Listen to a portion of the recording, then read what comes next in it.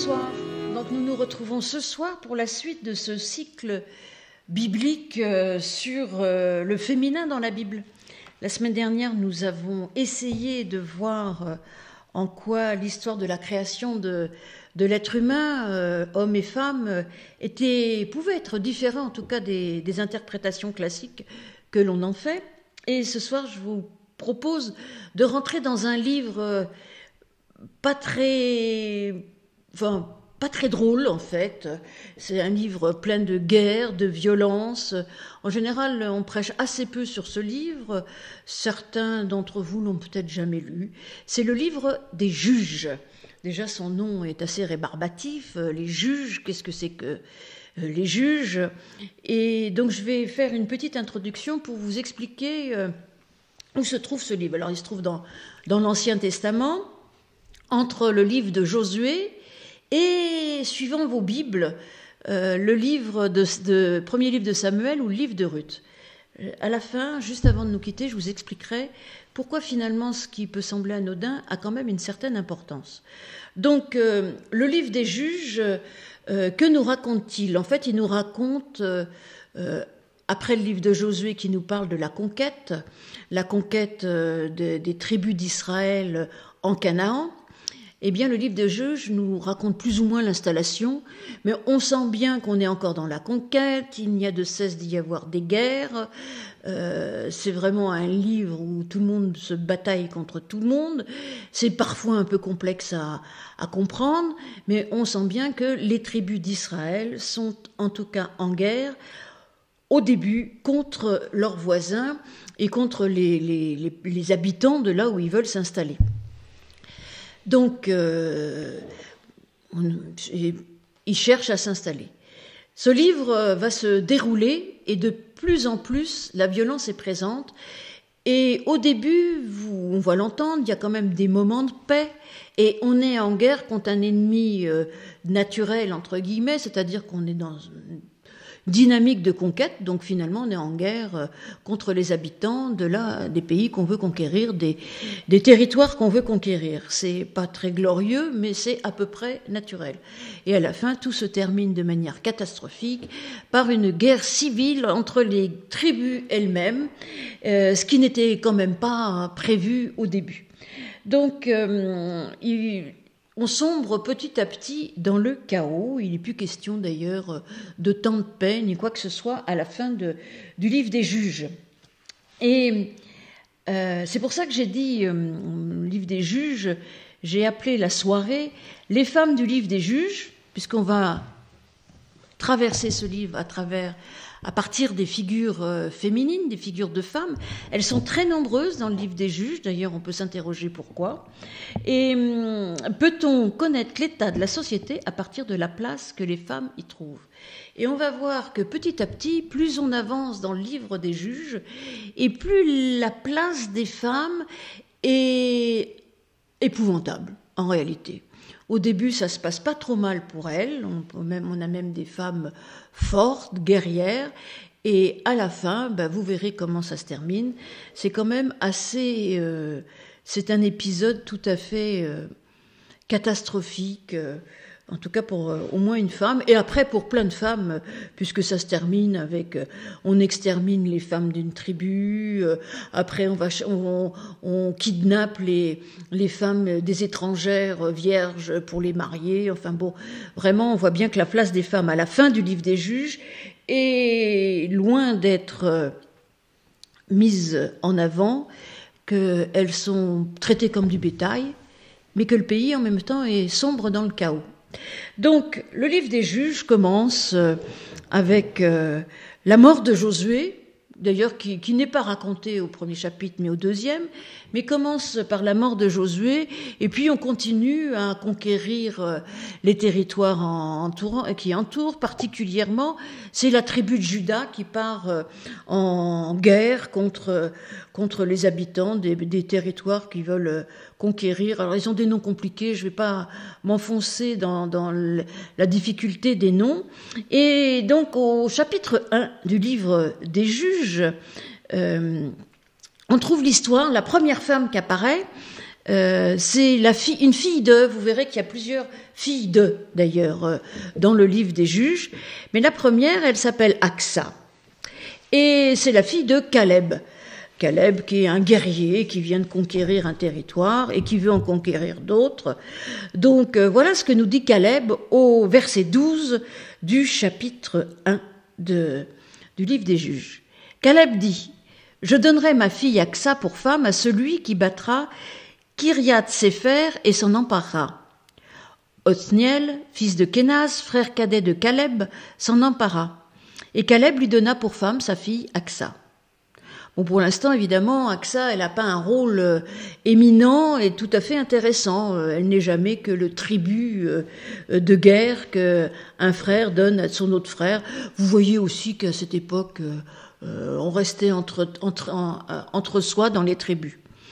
Mais elle ne va pas vraiment se laisser faire, la petite Aksa. Bon, elle va épouser Caleb, mais voici ce qui lui arrive. À son arrivée, elle incita Othniel, c'est-à-dire son époux, à demander un champ à son père. Elle sauta sur son âne et Caleb lui dit « Qu'as-tu » Elle lui répondit « Accorde-moi une faveur, car tu m'as donné une terre du Midi. Donne-moi aussi des fontaines d'eau. » Et Caleb lui donna les fontaines supérieures et les fontaines inférieures. On voit que finalement, même si elle se soumet à son père en partie, elle va quand même aller réclamer quelque chose, et pas n'importe quoi, elle va réclamer des fontaines, de l'eau, c'est-à-dire la vie, cette eau sans laquelle la vie est absolument impossible. Elle ne peut, surtout qu'il lui a donné les terres du Midi, alors les terres du Midi, c'est celles du Sud, il est probable que ce sont des terres assez arides, donc elle a besoin d'eau pour en faire quelque chose, et elle enfourche son âne, et puis elle va demander à son père. Alors, ça paraît pas extraordinaire, mais quand même, c'est d'autant plus intéressant qu'après on nous dit qu'Othniel devient un très grand juge parmi les juges au chapitre 2, donc est-ce que c'est grâce à sa femme qu'il a réussi à acquérir une telle notoriété et au fait qu'elle ait réussi à avoir non seulement les terres, mais en plus l'eau qui lui permette d'irriguer ces terres et de les cultiver. En tout cas, ce qui est intéressant, c'est qu'elle parle et elle a un nom. Donc, première femme qui apparaît, c'est Aksa qui parle, qui a un nom. Et puis bon, après, on peut trouver que son père exagère un peu, mais enfin, on n'est pas tout à fait dans la société que nous connaissons actuellement. Donc il est normal que ça se passe pas exactement comme aujourd'hui. Les mariages étaient arrangés et les filles se taisaient. Ça ne les empêchait pas, après, de réclamer certaines choses. On retrouve ça aussi dans le livre des Nombres avec les filles de Sélophéade, et il y a d'autres femmes. Et puis maintenant, on va passer à une autre femme, au chapitre 4 et 5 d'ailleurs. Elle occupe 2 chapitres du livre des Juges. Cette femme s'appelle Déborah. On verra après, tout à fait à la fin, ce que signifie Déborah. Enfin, ça signifie l'abeille, mais Louis nous dira pourquoi finalement. C'est un nom bien trouvé pour cette femme-là. Déborah, on nous dit, on va lire au chapitre 4, on va lire le chapitre 4 à partir du verset 4, et évidemment ce verset 4 nous dit quelque chose d'important, c'est que Déborah est prophétesse et juge. Alors les juges ne se contentent pas de juger et de donner la justice, de rendre la justice, encore que c'est aussi leur rôle, mais c'est des sortes de chefs de clan qui dirigent un peu tout le clan, et c'est donc assez étonnant qu'on ait d'emblée une femme qui est juge à cette époque-là en Israël, et qui plus est prophétesse. Et on va voir qu'elle a encore une autre fonction par la suite. Et je laisse la parole à Louis pour nous lire l'histoire de Déborah, la prophétesse. Donc, dans le livre des Juges, au chapitre 4, à partir du verset 4. Jusqu'au verset 28, je crois, presque la fin. Non, jusqu'au verset 22.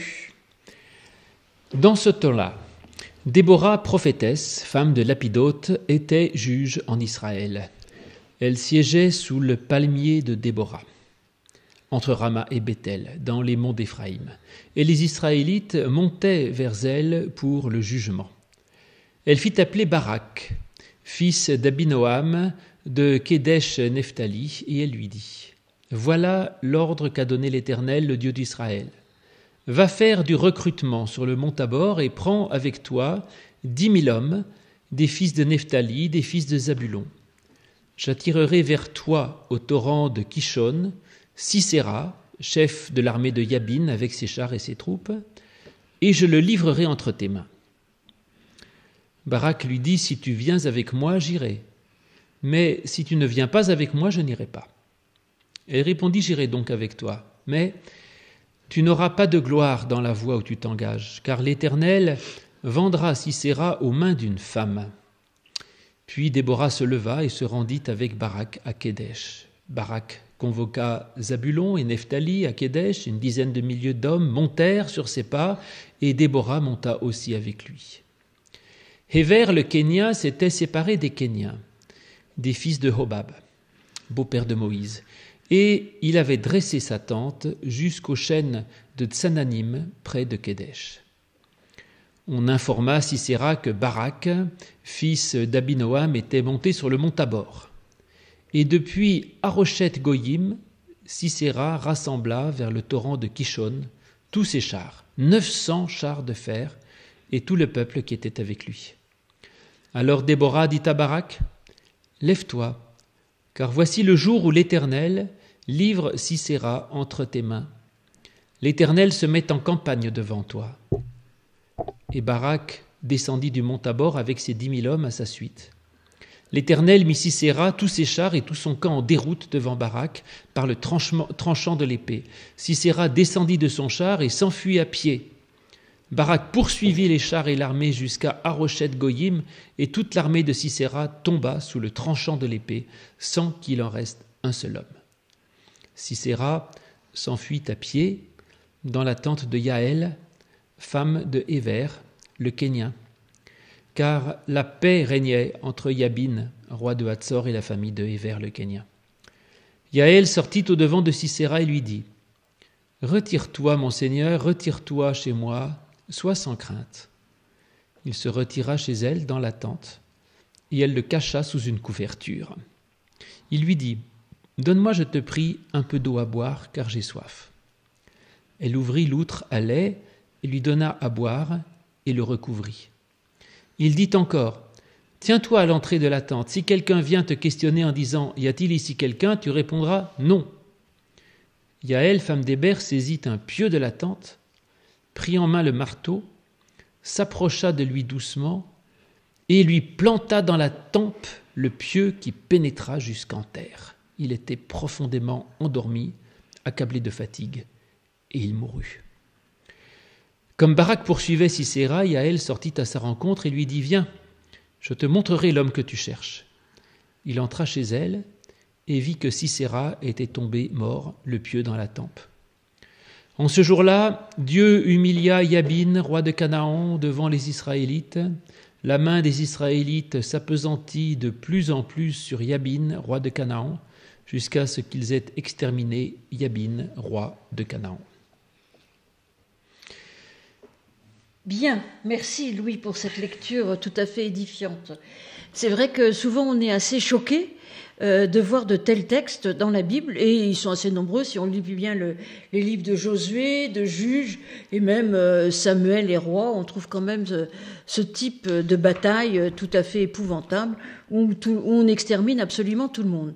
Et puis alors là, évidemment, cette scène qui est très bien imagée, d'ailleurs, de Yaël, cette femme, à la fin, qui plante son pieu dans la tête d'un homme qu'elle a invité sous sa tente,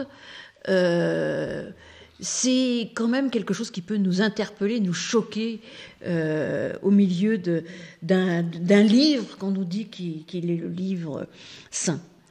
Alors en premier, on pourrait refaire une série sur la violence dans la Bible, et finalement la Bible est violente, mais parce que la vie est violente aussi, et la Bible traite de tout ce qui se passe dans nos existences, y compris des violences. Donc on est quand même dans une période où les guerres sont pratiquement incessantes, De toute façon, c'est vrai qu'en ce moment, on vit une période plutôt de paix, en tout cas pour nous ici. Mais c'est assez rare, en fait, les périodes où on a 70 ans de paix dans un pays. Et donc là, on est dans une période de conquête et ils vont conquérir. Et donc on voit que de nouveau, les Israélites, c'est surtout d'ailleurs 2 tribus d'Israël, vont essayer de conquérir de nouveau Canaan et que les Cananéens ne se laissent pas faire, font des alliances avec d'anciens qui étaient plutôt du côté des Israélites. Tout ça est un peu compliqué. C'est quand même important dans ce texte et qui manque pas d'un certain humour. On nous présente Déborah comme la prophétesse, mais elle a quand même un chef de guerre. Ce chef de guerre qui s'appelle Barak, d'ailleurs il a un joli nom, je veux dire béni, non, c'est ça, Barak. Ouais, ce chef de guerre, il veut pas aller se battre.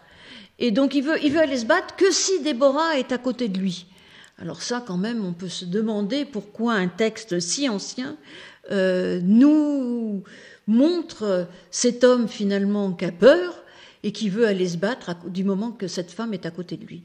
Et ça manque pas d'humour puisqu'elle lui dit écoute, je vais venir avec toi, mais tu vas bien voir que de toute façon, l'histoire va en quelque sorte se retourner contre toi puisque la gloire va advenir grâce à une femme. Et cette femme, en l'occurrence, c'est pas Déborah, c'est Yaël. Bon, Barak a quand même mis en déroute l'armée de Sisera, conduite par Sisera.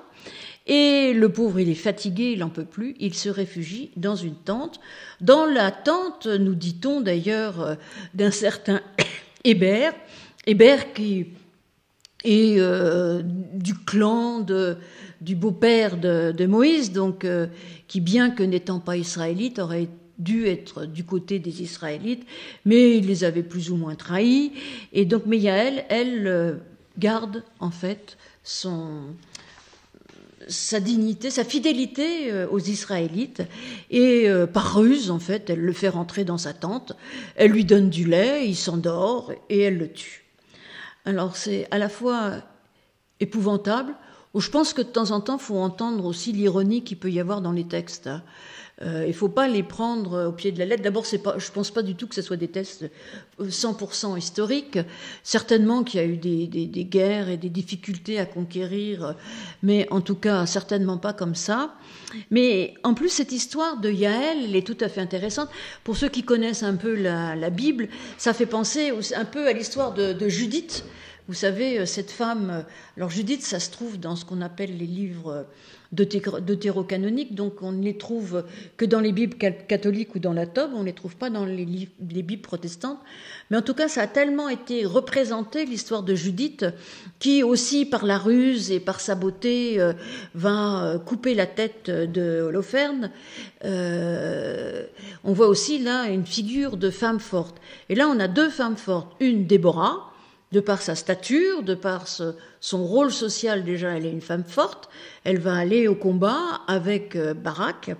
Et puis, on a Yaël qui arrive, là, on ne sait pas pourquoi, et qui va réussir à ce que les affaires se dénouent en tuant tout simplement Sisera. C'est ce qui nous paraît d'une violence inouïe. C'est aussi quelque chose qui a parlé à des personnes qui subissaient des violences inouïes.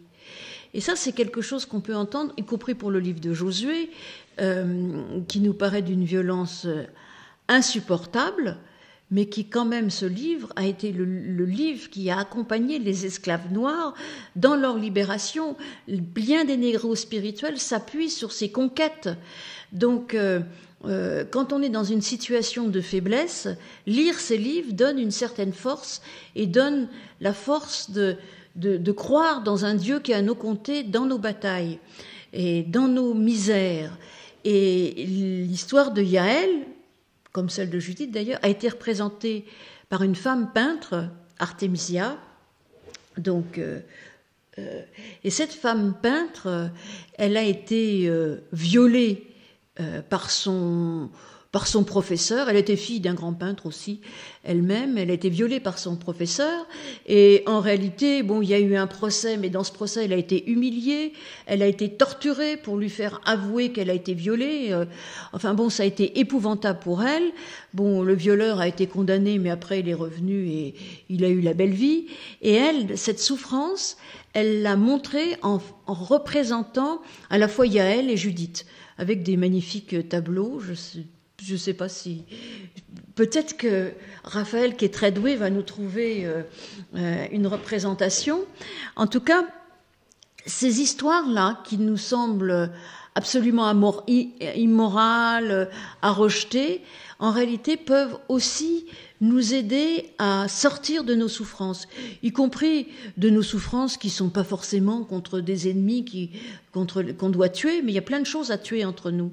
Et ce pieu qu'elle met dans la tête, on peut aussi le planter, nous, de manière symbolique, dans plein de choses qui nous empêchent d'avancer. Parce que, en réalité, l'histoire continue un peu. Enfin, c'est pas que l'histoire continue, je vais revenir à Déborah, parce que le chapitre 4, c'est un narrateur qui nous relate l'histoire de Déborah et d'Yaël et ses batailles. Et ce qu'il y a d'étonnant et d'absolument qu'on ne retrouve pas ailleurs dans la Bible, c'est qu'au chapitre 5, on a ce qu'on appelle le cantique de Déborah. Donc Déborah, non seulement elle est prophétesse, elle est juge, mais elle écrit des psaumes, un cantique. Il n'y en a pas beaucoup dans la Bible, des femmes qui écrivent des cantiques. Mais Déborah, vraiment, ce cantique de Déborah, il a quelque chose d'intéressant, c'est que c'est certainement un des textes les plus anciens de l'Ancien Testament. Peut-être qu'il n'était pas mis comme ça au début, mais en tout cas c'est un texte extrêmement ancien, donc ce cantique qui a été attribué à Déborah à ce moment-là. Et Déborah va raconter ce qui nous a été dit avant sous forme d'un psaume. Donc je vous laisse le lire chez vous tranquillement, il est magnifique. Il commence ainsi: En ce jour-là, Déborah chanta avec Barak, fils d'Abinoam. Quand on laisse flotter sa chevelure en Israël, quand un peuple se porte volontaire lui-même, bénissez l'Éternel. Puis après, elle va raconter, sous forme de psaume, la bataille. Elle va parler d'Yaël, de la pauvre mère de Sisera qui attend son fils qui revient. Enfin bon, des pleurs aussi donc de la mère de celui qui vient de mourir. Et puis ça se termine ainsi. Le pays fut tranquille pendant 40 ans.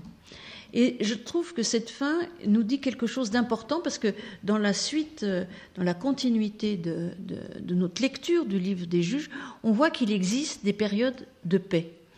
Des périodes de paix, 40 ans symboliquement c'est important aussi, et qu'en fait ce qu'a fait Yaël, ça a permis que la paix revienne. Probablement que si Yaël n'avait pas fait ça, la bataille aurait continué et les massacres auraient continué. Bon, je ne vais pas tirer de morale de ça, parce que la Bible, c'est tout sauf un livre dont on pourrait tirer une morale comme le fait Jean de La Fontaine. Mais en tout cas, ici, on a deux figures de femmes extrêmement fortes. Une qui a un statut social, qui est une guerrière, c'est-à-dire qu'on ne va pas trouver même des hommes, même dans le livre des Juges, on ne va pas trouver des hommes qui en font autant que Déborah. Et puis cette autre femme, Yaël, qui prend son destin et le destin du peuple auquel elle est restée fidèle en main, en massacrant quelqu'un, certes, mais c'est une femme en tout cas haute en couleur. Et puis on va avancer un peu dans le livre des Juges. Donc on continue, les batailles continuent, il y a d'autres juges, qui cherchent à prendre le pouvoir de l'un, de l'autre, enfin, etc., etc. Puis on arrive au milieu du livre, ou d'ailleurs en plein milieu du livre, on nous dit qu'en fait l'Éternel est juge. Donc en réalité, le vrai juge, c'est Dieu, c'est pas tant les hommes qui sont là.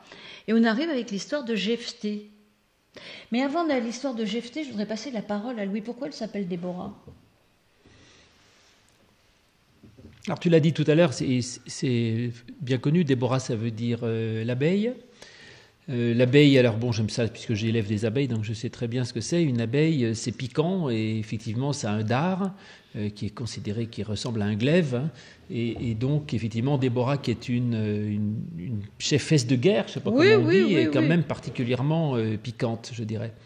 Et puis ensuite, ça aussi c'est connu depuis longtemps, c'est que Déborah en hébreu, ça ressemble, je ne dis pas que c'est, mais ça ressemble au féminin de Dabar, puisque le féminin en hébreu se met en rajoutant un AH à la fin.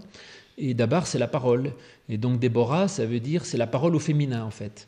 Donc Déborah, c'est à la fois la parole et le glaive.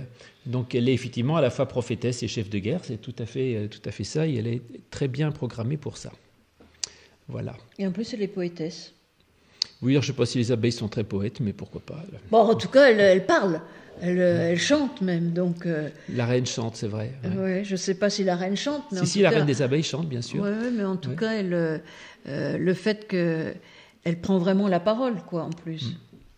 Donc, on va avancer un peu dans le livre des juges. Alors, jusqu'à maintenant, les femmes qu'on a rencontrées sont nommées, elles parlent ou elles agissent beaucoup, et puis en avançant, en s'enfonçant petit à petit dans le livre des juges, à peu près au milieu, au chapitre 11, on va rencontrer un certain Jephthé, qui devient juge. Alors lui, c'est un peu compliqué parce qu'il est fils d'une prostituée, il a plein de frères qui commencent par l'éjecter en pensant que c'est vraiment un bâtard, et puis en fait, après, on vient le rechercher au moment où il faut partir en guerre contre les Ammonites, donc d'autres voisins qu'on n'aime pas. Enfin bon, un jour il faudrait qu'on fasse un cycle sur les ennemis, mais c'est pas passionnant, et puis je sais pas si ça prend énormément de sens, mais pourquoi pas. En tout cas contre les Ammonites. Donc il part en guerre, et puis il commence par dire à ceux qui l'ont nommé, qui l'ont envoyé en guerre, il leur dit: écoutez mes petits vieux, moi je veux bien partir en guerre contre l'ennemi, mais si je gagne, c'est moi le juge. Déjà, une sorte de premier chantage. Bon, avec les hommes, ça marche, il gagne, il devient juge. Et puis, on lui demande encore un petit peu plus. Et au chapitre 11 du livre des juges, les versets 29 à 40, si tu veux bien les lire, Louis, si tu les as. L'esprit de l'Éternel fut sur Jephthé qui traversa Galaad et Manassé. Il passa jusque chez les Ammonites. Jephthé fit un vœu à l'Éternel et dit: si tu livres totalement entre mes mains les Ammonites, quiconque sortira des portes de ma maison à ma rencontre, à mon heureux retour de chez les Ammonites, sera consacré à l'Éternel, je l'offrirai en holocauste.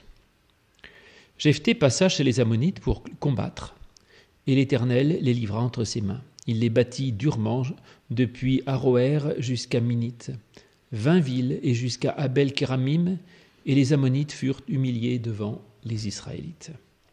Jephthé revint dans sa maison à Mitzpa, et voici que sa fille sortit à sa rencontre avec des tambourins et des danses. Or c'était son unique enfant.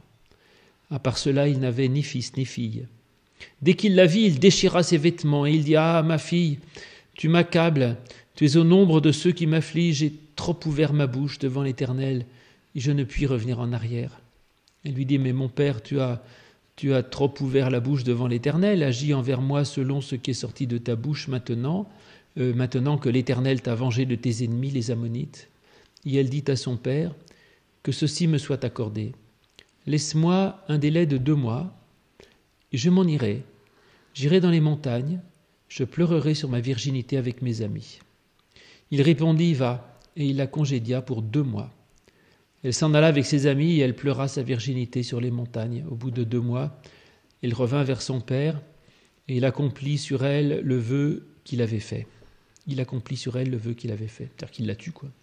Oui. Elle n'avait pas connu d'homme. Dès lors, s'établit en Israël cette règle. Chaque année, les filles d'Israël s'en vont célébrer la fille de Jephthé, la Galaadite, 4 jours par an.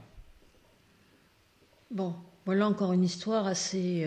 horrible, glauque, épouvantable, je ne sais pas quelle est, qui fait plutôt penser à Iphigénie qu'à ce qu'on pourrait trouver dans la Bible. D'ailleurs, il y avait une question dans la foire aux questions, justement, sur cette histoire de la fille de Jephthé. Comment Dieu peut accepter ce sacrifice? Alors... Est-ce que Dieu l'accepte en réalité, ce sacrifice de la fille de Jephthé? Parce qu'en fait, si on fait bien attention, alors tout à l'heure j'ai insisté sur le fait que Jephthé avait fait une sorte de chantage en disant si je gagne, eh bien, je deviendrai roi. Et là, il dit si je gagne, eh bien, j'offrirai en sacrifice la première personne qui arrive et manque de peau pour lui, c'est sa fille unique. Mais comme il a une parole, il la tient.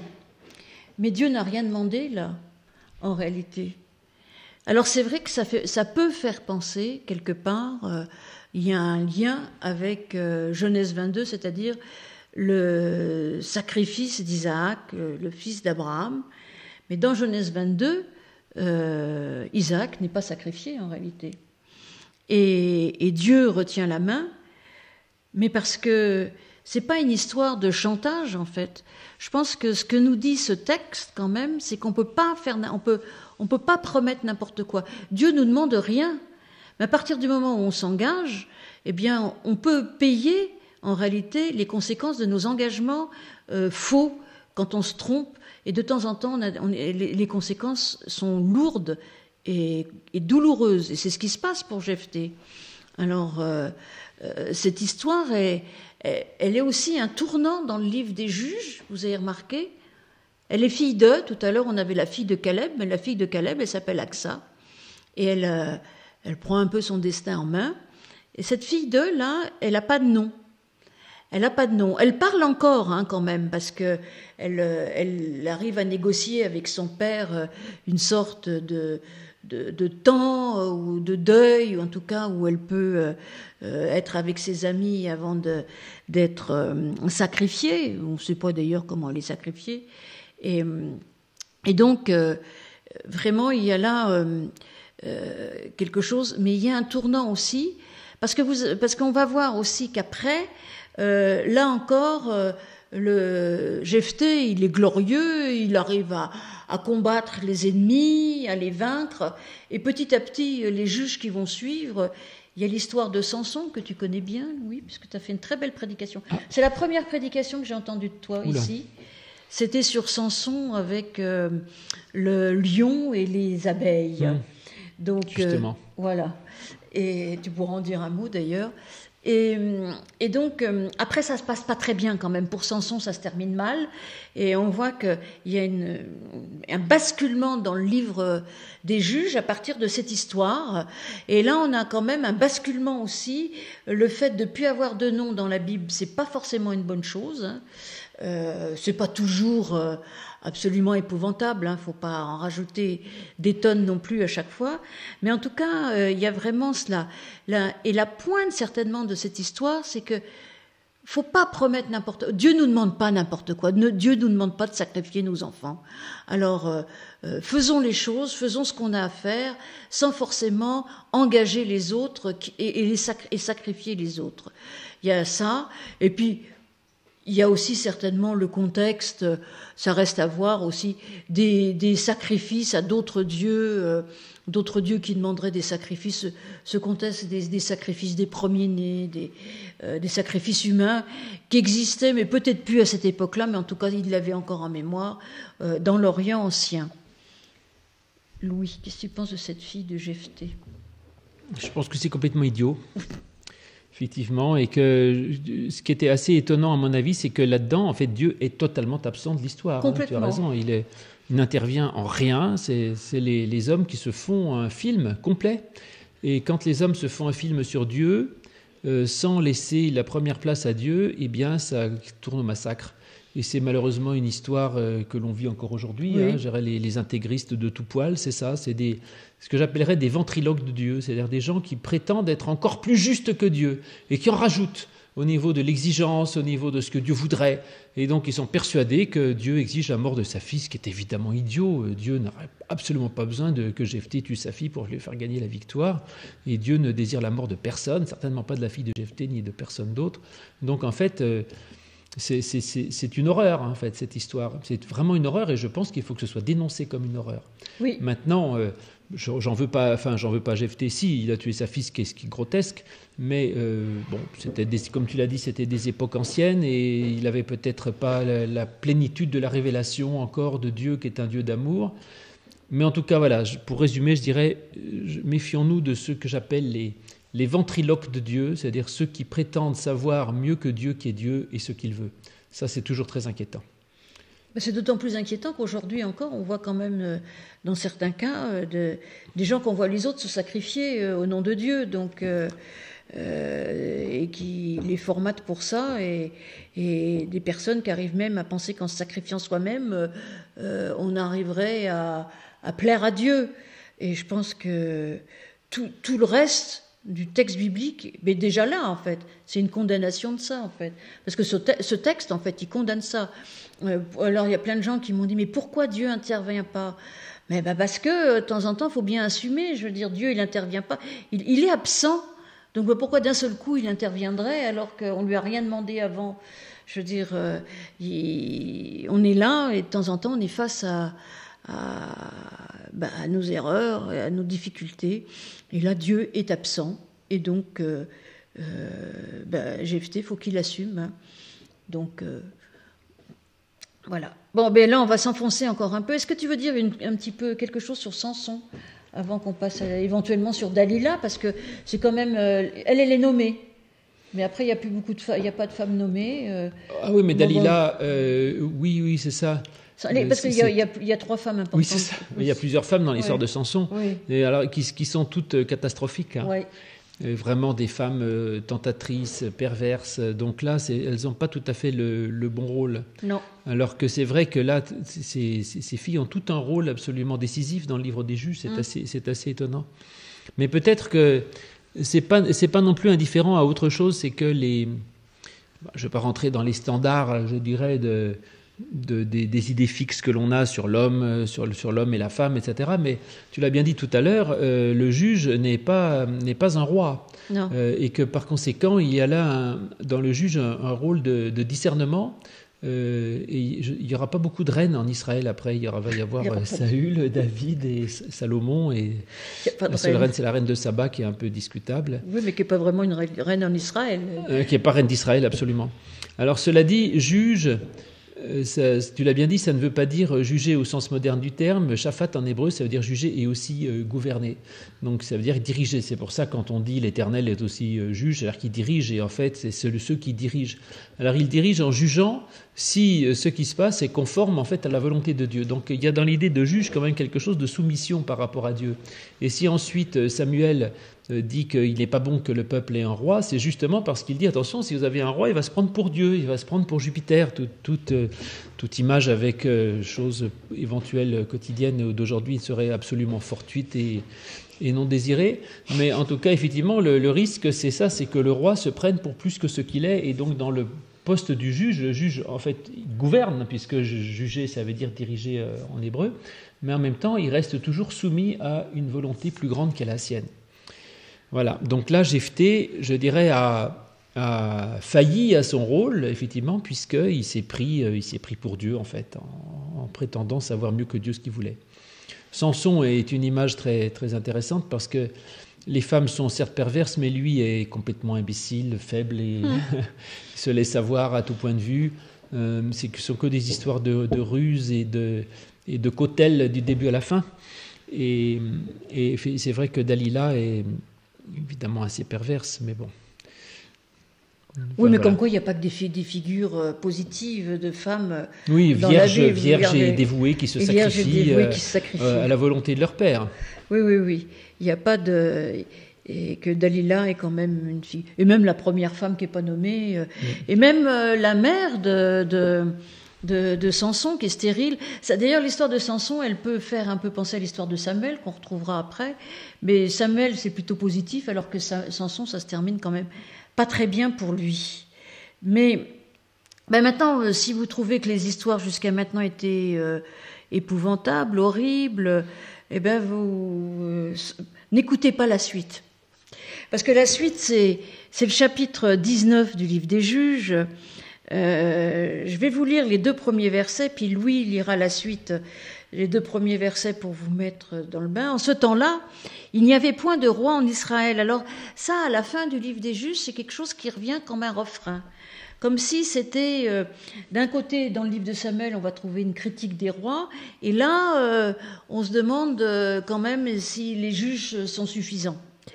En ce temps-là, il n'y avait point de roi en Israël, un Lévite, donc qui fait partie de la tribu de Lévi, donc qui n'a pas de terre, hein, je veux dire, les Lévites, c'est pour le temple, qui séjournait à l'extrémité des monts d'Éphraïm, c'est-à-dire au nord, prit sa concubine, une femme de Bethléem de Juda.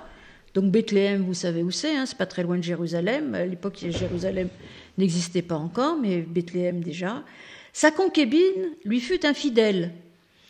Elle n'est déjà pas très sage, mais enfin bon. Puis elle le quitta pour aller dans la maison de son père à Bethléem de Juda, où elle resta l'espace de 4 mois. Donc ça, après, on nous raconte que le Lévite va rechercher sa femme chez le beau-père, il a un peu de mal à la récupérer, mais ils réussissent quand même à partir, et on va les retrouver au verset 11, c'est-à-dire lorsqu'ils sont près de Yébous, et tu peux le lire d'ailleurs jusqu'à la fin du chapitre. Yébous, c'est Jérusalem avant que ça soit conquis par David, en fait. Hein. Mais ça, c'est pour après, ça. Donc... Alors, lorsqu'ils furent près de Yébous, le jour avait beaucoup baissé. Le jeune serviteur dit alors à son maître, « Allons, faisons un détour jusqu'à cette ville des Yébousiens. Nous y passerons la nuit. » Son maître lui répondit, « Nous ne ferons pas un détour jusqu'à une ville étrangère, où il n'y a pas d'Israélites.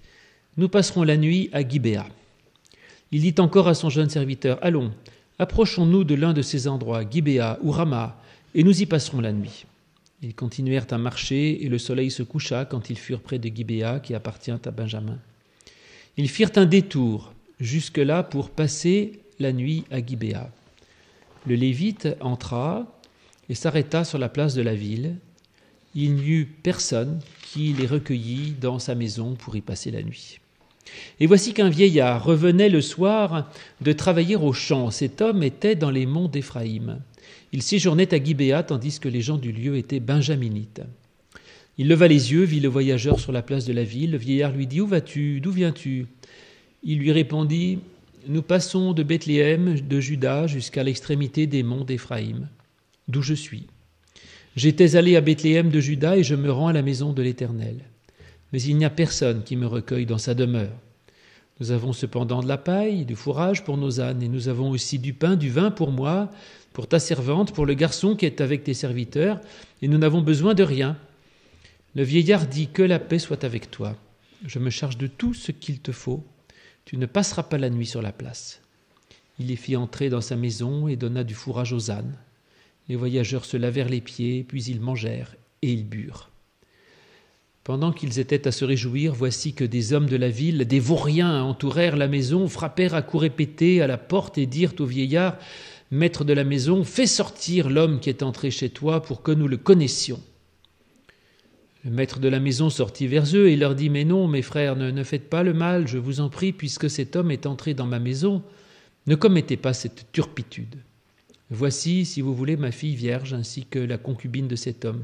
Je les fais sortir, faites leur violence et agissez envers elle comme il vous plaira, mais ne commettez pas sur cet homme une telle turpitude. » Ces gens ne voulurent pas l'écouter, alors l'homme saisit la concubine et la leur amena dehors. Ils la connurent, ils en abusèrent toute la nuit jusqu'au matin, puis ils la renvoyèrent au lever de l'aurore. Vers le matin, cette femme s'en vint tomber à l'entrée de la maison de l'homme, chez qui était son mari, jusqu'à ce qu'il fît jour. Et le matin, son mari se leva, ouvrit la porte de la maison, sortit pour continuer son chemin. Mais la femme, sa concubine, était étendue à l'entrée de la maison, les mains sur le seuil. Il lui dit « Lève-toi et allons-nous-en » Mais il n'eut point de réponse. Alors le mari la mit sur son âne et il partit pour aller chez lui. Il entra dans sa maison, prit le couteau, saisit sa concubine, il la coupa membre par membre en 12 morceaux, qu'il envoya dans tout le territoire d'Israël. Tous ceux qui virent cela dirent « Jamais rien de pareil n'est arrivé, et ne s'est vu depuis que les Israélites sont montés du pays d'Égypte jusqu'à aujourd'hui. Prenez la chose à cœur, consultez-vous et parlez-en. » Voilà. Donc c'est vrai que c'est pas tout à fait... La femme coupée en morceaux. La femme coupée en morceaux. C'est un texte... Un jour j'ai dit on peut prêcher sur tous les textes. J'ai jamais osé prêcher sur ce texte-là. Je peux essayer de l'expliquer, je peux essayer d'en tirer quelque chose, mais de là à expliquer, à prêcher là-dessus, parce que trouver quelque chose d'édifiant au milieu de tout ça, c'est quand même complexe. Cette femme coupée en morceaux. Alors, il y a plusieurs manières d'aborder le texte, je veux dire. D'abord, on peut faire un parallèle entre ce texte-là et le texte de Genèse 19, je ne sais pas si vous vous rappelez, de Sodome et Gomorrhe, en fait, où les messagers arrivent chez Lot, et tous les habitants de Sodome veulent absolument qu'on leur jette les messagers. Et Lot, un peu la même réaction que le vieillard, là, il dit, non, prenez mes filles, mais pas les messagers. Et puis, à un moment donné, les messagers, comme ils sont quand même un peu divins, entre guillemets, ils arrivent à faire que toute la famille de Lot s'échappe et s'enfuit avant la destruction de Sodome. Donc, on a un peu la même histoire, et dans cette histoire, il y a quelque chose qui est violé, vraiment, dans les deux cas, et qui, à l'époque, était quelque chose de sacré, c'est l'hospitalité. C'est-à-dire que passer la nuit dehors, justement parce qu'il y avait des voleurs, il y avait des bandits, il y avait des vauriens, la preuve, c'est qu'ils viennent même chercher dans les maisons, et il pouvait faire froid. Donc, quand quelqu'un arrivait dans un lieu, il fallait lui offrir l'hospitalité. Pas forcément dans sa maison, mais bon, fallait lui offrir une sorte de refuge où il puisse se reposer, se restaurer, que ses animaux puissent faire de même, pour repartir le lendemain matin de manière fraîche et un peu apaisée. Donc voilà. Donc ce que fait d'ailleurs le vieillard ici, ce qu'avait fait Lot, et ce devoir d'hospitalité, il est si grand qu'on les voit, ils vont jusqu'à offrir quelque chose de très coûteux pour eux, leur fille d'ailleurs, dans un cas comme dans l'autre, parce que leur hôte est quelqu'un de sacré, et que il faut le protéger coûte que coûte, quitte à se mettre en danger soi-même. Ça, c'est une première chose. Et qui est, à mon avis, pas à négliger. Et puis après, il y a cette histoire. Bon, alors évidemment, en Genèse, ils arrivent à s'échapper, et comme déjà on a vu que le sacrifice n'est pas allé jusqu'au bout. Mais ici, on voit que la violence humaine n'a pas de limite. D'ailleurs, là, Dieu est assez absent aussi. Pas de messager, pas de Dieu. Bon, c'est un lévite, il se balade, on ne sait pas pourquoi, il va chercher sa concubine, qu'il a trompée. C'est quand même pas très glorieux déjà, ça commence pas terrible quand même. Puis s'il a une concubine, c'est qu'il a des femmes, c'est qu'il a au moins une femme. Enfin bon, il y a plein de questions qui restent sans réponse. Donc voilà. Et ça se termine de manière absolument épouvantable, puisqu'elle est livrée. Puis en plus, c'est lui qui la jette, en se disant, on vient le réclamer lui, mais lui, c'est même pas le vieillard, c'est lui qui, allez, prenez-la. Alors c'est vrai qu'elle l'a trompé et tout, elle n'a pas l'air très rigolote, son père non plus, si vous lisez ce qui se passe avant. Donc on peut comprendre qu'il en est marre, mais quand même, c'est pourquoi une telle histoire, et pourquoi on nous raconte ça? Faut lire un peu la suite pour comprendre. Parce que la suite, c'est la fin du livre des Juges, qui se termine dans un carnage épouvantable. Alors, et le carnage, c'est toutes les tribus d'Israël qui se retournent contre la tribu de Benjamin, puisqu'en l'occurrence, c'est des Benjaminites qui ont commis ce crime. Et il s'ensuit une guerre civile épouvantable, tous les Benjaminites sont massacrés, sauf quelques-uns, et toutes les femmes sont massacrées, ça se termine dans un bain de sang, et ça se termine même après dans un autre bain de sang, puisqu'on va massacrer les hommes d'un autre, c'est même plus une tribu, d'un autre pays à côté, pour récupérer les vierges. Enfin bon, lisez la suite, c'est épouvantable. Donc ça se termine dans un chaos épouvantable. Et donc, le livre des juges qui avait commencé, certes, dans la guerre, se termine dans le chaos. Mais un chaos, on ne sait plus qui est bon, qui est mauvais, puisque normalement les Benjaminites, ils font partie des tribus d'Israël, ils auraient dû se comporter correctement. Et puis, il y a quand même à la fin cette espèce de sursaut des autres tribus en disant on ne peut pas faire disparaître complètement une tribu, faut qu'elle puisse revivre. Donc il y a tout cela. Et puis, il y a encore d'autres choses si on continue notre lecture. Parce que la ville de Gibéa, elle va quand même être damnée, entre guillemets. Je ne sais pas si c'est le bon mot. Mais en tout cas, Gibéa, c'est la ville où va naître le roi Saül. Et quand on connaît l'histoire de Saül après, dans le livre de Samuel, ça se termine pas bien pour lui. Et en plus, c'est quand même un roi qui est très controversé.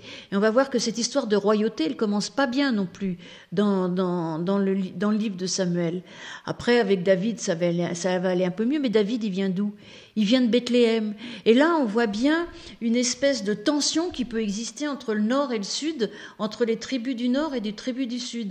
Ainsi, on nous raconte une histoire, au moment où on la raconte, certainement, qui raconte des tensions entre différentes factions, y compris géographiques, d'Israël, entre le nord et le sud. Et d'ailleurs, on sait bien qu'il va y avoir une scission entre le nord et le sud après Salomon. Donc, il y a tout ça. Ça excuse pas la violence de la chose, mais pour en revenir à ces histoires de femmes, c'est vrai qu'au début, les femmes, dans le livre des Juges, elles ont quand même un rôle. Elles ont même un rôle prépondérant avec Déborah et Yaël. Puis avec la fille de Jephthé, on a quand même une fille qui se prend un peu en charge, mais quand même qui est sacrifiée par son père, ça se termine pas. Et puis, entre-temps, il y a eu Dalila, mais Dalila, c'est quand même le contre-exemple c'est la femme mauvaise, comme après, il y en a d'autres, comme Jézabel. Il y a quand même quelques femmes qui trahissent, voilà, comme les concubines de Salomon, qui l'amènent vers d'autres dieux. Il y a quand même aussi cette figure des femmes, c'est pas que positif, hein, c'est pas parce qu'on est une femme qu'on est quelqu'un de bien. J'aimerais bien, mais c'est pas ça. Y compris dans la Bible. Hein, donc, c'est pas parce qu'on est pauvre qu'on est quelqu'un de bien. C'est pas parce que voilà. Et donc, mais ce qui est intéressant dans le livre des Juges, je pense pas que c'était la visée des auteurs, mais c'est de voir au fur et à mesure où le pays plonge dans le chaos, eh bien la place de la femme, la situation de la femme est assez épouvantable. Les femmes sont sacrifiées quand on est dans le chaos. Et aujourd'hui, c'est vrai encore, on pourrait presque dire que regardez qu'est-ce que peuvent faire les femmes dans votre pays, où elles en sont, et vous verrez si vous êtes dans un pays où il y a un minimum de liberté, où il y a un minimum de place pour la discussion, pour le débat, un pays finalement démocratique, entre guillemets. Franchement, quand les femmes ont une place dans la société se porte beaucoup mieux. Ce qui ne veut pas dire que c'est parce que les femmes ont une place dans la société que la société va mieux. Mais je dirais que la place et le rôle des femmes dans une société est un marqueur de la bonne tenue d'une société.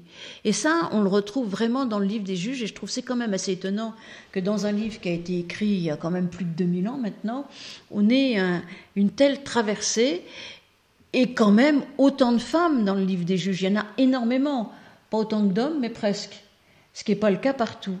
Donc on a là quelque chose qui personnellement m'a interpellée profondément. J'ai pas la réponse à tout. Puis bon, de temps en temps, faut pas non plus. Cette histoire, elle est épouvantable parce qu'il se passe des choses des fois épouvantables. Et il y a bien des lieux où les femmes sont découpées en morceaux, violées, traînées dehors. Et on sait aujourd'hui que les exactions, y compris la violence sexuelle, est une arme de guerre. On le sait vraiment. Et bien là aussi, en fait. C'est une arme de guerre, en tout cas une arme qui a déclenché la guerre. Ça décrit une réalité qui est la réalité humaine, qui est difficile, qui n'est pas glorieuse. Mais si vous lisez bien, Dieu est complètement absent, hein, complètement absent là. Donc il n'y a aucun moment, le Lévite qui devrait être au service de Dieu, pas du tout, et les autres non plus. Donc Dieu a disparu. Ben, quand Dieu disparaît, et ben voilà, on fait... le chaos arrive, et c'est à peu près ce qui se passe ici. Et alors je vais terminer, après je te passe la parole, Louis, sur le livre des juges. Et tout à l'heure, j'avais commencé en disant que le livre des juges était placé suivant les Bibles, soit avant Ruth, soit dans nos Bibles protestantes, et dans les Bibles catholiques aussi d'ailleurs, hein, soit dans la Bible juive et dans la Tob, qui suit l'ordre des Bibles juives, soit avant le livre de Samuel. Alors, ça donne pas du tout la même perspective. Et d'ailleurs, le livre des juges se termine, et ça me paraît assez logique. En ces jours-là, il n'y avait point de roi en Israël, chacun faisait ce qui lui convenait. Ben, quand chacun fait ce qui lui convient, il n'y a pas de roi. Qu'on voit, si vous lisez le livre des juges, il n'y a plus de juges même à la fin, il n'y a plus rien. C'est le bordel, on pourrait dire. Et donc, il n'y a plus d'autorité, il n'y a plus rien, il n'y a plus Dieu. Il n'y a plus rien. Chacun fait ce qui lui convient. Et ben quand chacun fait ce qui lui convient, ça donne pas d'une société très épanouie, en paix. Au contraire, on est en guerre. Et donc après arrive le livre de Samuel dans les Bibles juives et dans les Bibles, dans la Tob, dans la traduction œcuménique de la Bible. Et donc là, eh ben finalement, c'est presque une bonne chose qu'il y ait un roi. Même si Samuel les met en garde, attention, si vous avez un roi, vous allez voir ce que vous allez voir. C'est quand même quelque part une bonne chose, parce que quand il n'y a plus rien, eh ben, c'est le chaos complet. Et je dirais pas c'est l'anarchie, mais presque. Parce que l'anarchie, des fois, ça peut avoir quelque chose de sympathique, mais pas au quotidien. Par contre, si on met le livre de Ruth juste entre les deux, ça donne pas du tout la même vision, en tout cas sur ce qui se passe l'après. Parce que le livre de Ruth, c'est quand même étonnant. Voilà un livre qui est merveilleux, j'en parlerai la semaine prochaine, qui commence ainsi: au jour où les juges gouvernaient, il y eut une famine dans le pays. Donc on est de nouveau à Bethléem. Hein. Mais ce livre de Jules, c'est un livre quand même qui est doux, qui est beau, qui a de la poésie, il y a de l'amour, il y a tout ce qu'il faut. Et puis, il y a des situations critiques, mais ces situations critiques sont vaincues. Donc, on peut vraiment voir le livre de Ruth comme étant quelque chose de positif. La figure de Ruth, qui est encore une femme très positive, de nouveau au temps de Jésus, vous voyez. Et puis, on passe au livre de Samuel, où il y a ces rois qui vont arriver, et on se demande pourquoi, puisque finalement, à l'époque des juges, visiblement, à Bethléem, on vit pas si mal. On arrive à s'entendre, à respecter les règles. Ça, c'est ce qu'on verra la semaine prochaine. Donc, ça donne pas la même perspective, comme quoi l'ordre dans lequel on met les livres n'est pas toujours anodin. Voilà, en tout cas en ce qui se concerne le livre des juges, qui est probablement pas le livre le plus édifiant de la Bible. Heureusement qu'il y a des évangiles quand même de temps en temps, et qu'on peut lire autre chose que les juges. Mais en tout cas, cette traversée du livre des juges nous interroge encore aujourd'hui sur le rôle et la place des femmes dans notre société. Oui, si je peux dire une chose, c'est... Oui, vas-y.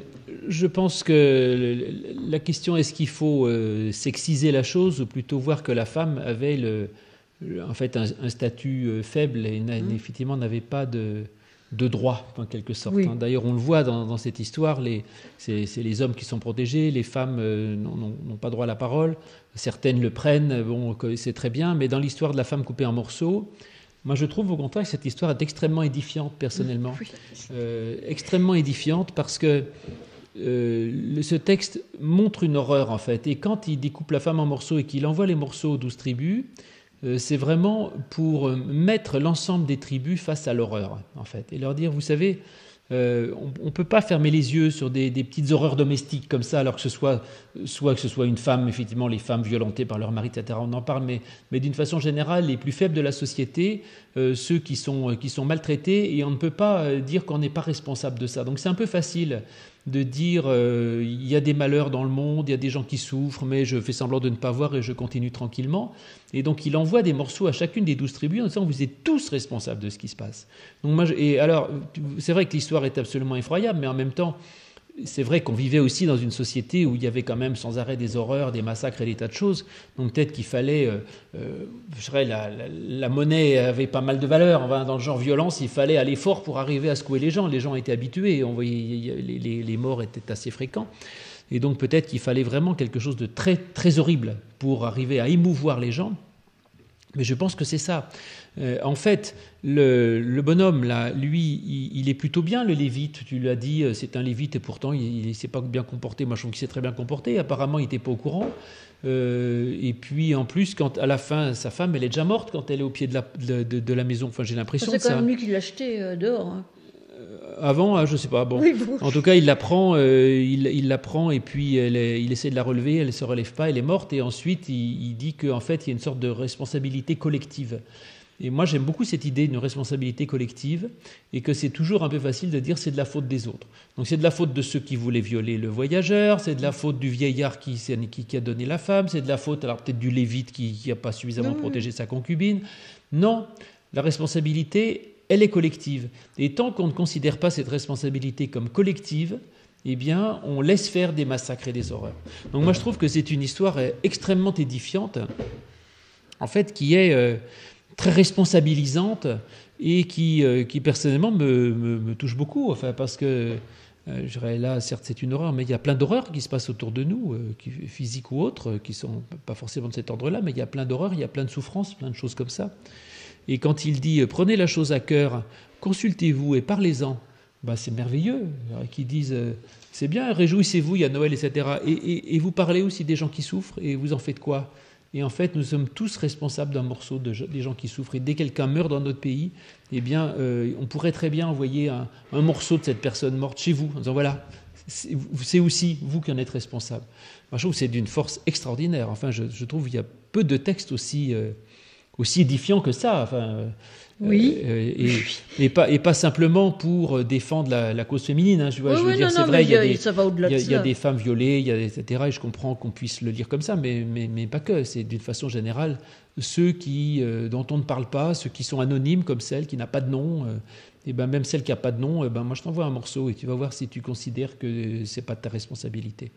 Donc c'est vraiment un très beau texte. Donc c'est vrai que tout ce que tu me dis, moi, me touche beaucoup sur l'ensemble du livre des juges. C'est vrai que cette place des femmes est considérable.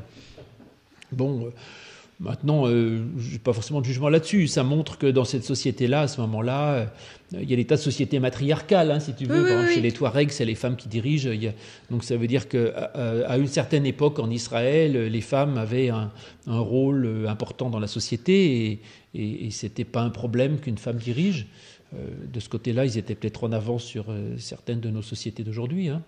Mais ce n'est pas que du féminisme. Dans le cadre de cette société, ce rôle, effectivement, des femmes est extrêmement intéressant.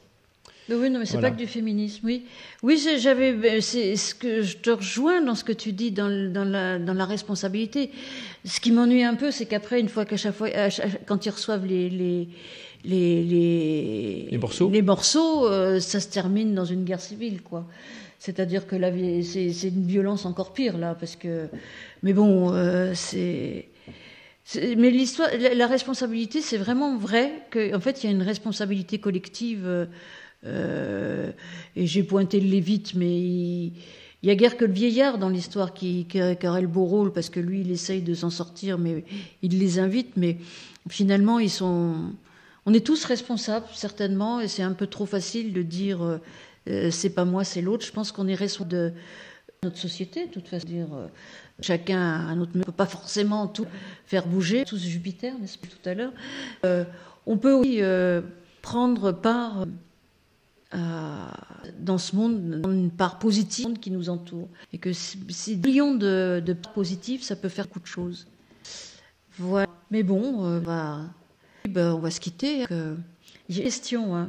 Poser des questions, mais questions. Moi, j'en vois pas. Il y en a.